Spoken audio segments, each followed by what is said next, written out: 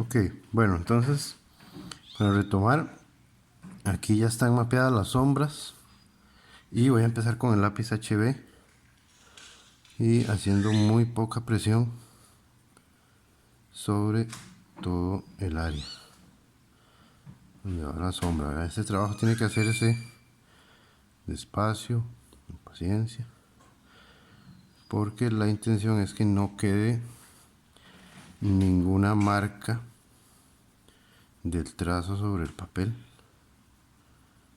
y también queremos copiar bien los tonos, ¿verdad? Donde hay un gris claro, no pasarnos en la oscuridad del gris. Es probable que las líneas que ustedes hicieron para mapear la sombra tengan que limpiarse un poco. Entonces con el borrador, puede ser con el borrador de miga también, se limpia un poco esos contornos que estaban muy marcados, se limpia el dibujo y continúan con el HB. Entonces van a continuar con el HB hasta que el HB ya no pueda oscurecer más. Una vez que ya el papel se satura de HB, por decirlo así, entonces van a cambiar y van a pasar al lápiz B.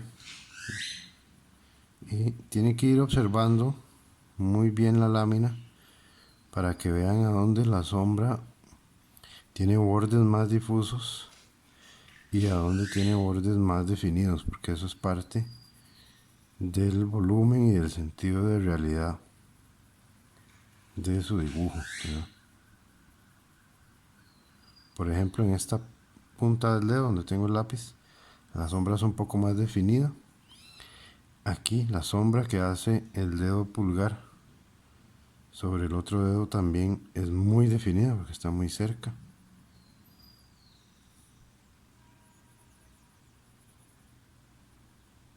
Mientras que, por ejemplo, en una zona como esta, en la punta del dedo la sombra es mucho más difusa, ¿no?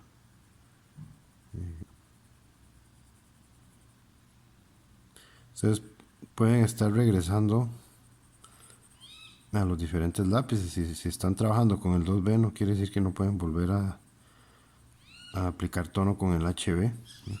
La idea de ir trabajando de los lápices duros a los más suaves es que el tono del papel se va, el poro del papel se va cerrando, ¿no?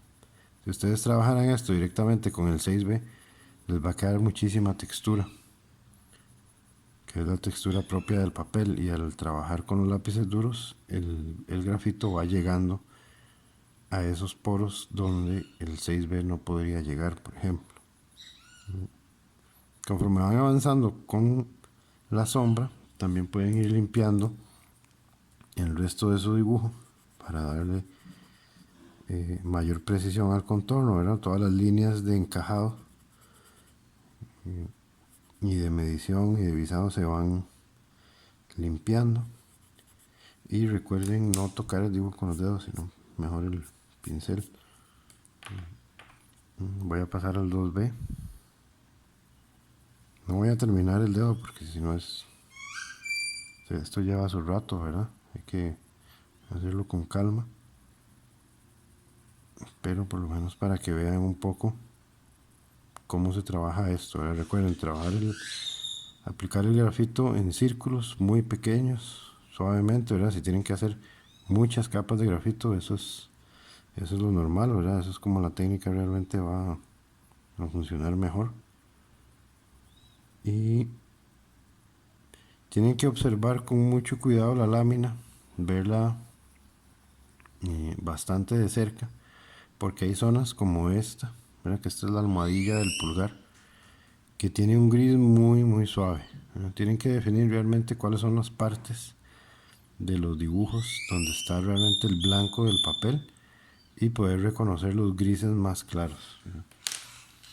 Entonces en toda esta almohadilla de los dedos también, no solo la del pulgar sino de los dedos, también hay gris.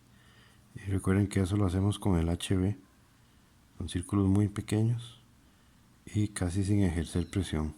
Solo con el peso del lápiz el papel se va llenando lentamente con el tono gris, muy claro, ¿verdad? Y así ustedes pueden controlar mucho mejor la suavidad de la sombra.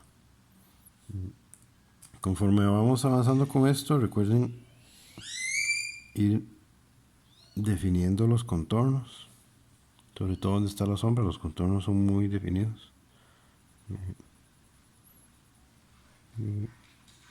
Así poco a poco el dibujo entonces va a ir avanzando. Como ven, el proceso es claramente mucho más lento, pero el acabado realista es muy alto. Entonces vale la pena tomarse el tiempo y hacerlo con bastante cuidado. Creo que este proceso que ya estaba haciendo simplemente es repetirlo por el resto del dibujo del pie. Por ejemplo, en esta zona de la planta del pie, si ustedes ven la lámina, voy a ponerla. Si ustedes ven la lámina, tiene todos estos pliegues y tienen muchos grises, ¿verdad? Toda esta parte tienen que mapearla muy bien, con mucho cuidado, tomarse su tiempo, para que luego en el dibujo eso quede bien preciso y bien exacto y parezca que son los pliegues de la piel y no que parezca otra cosa.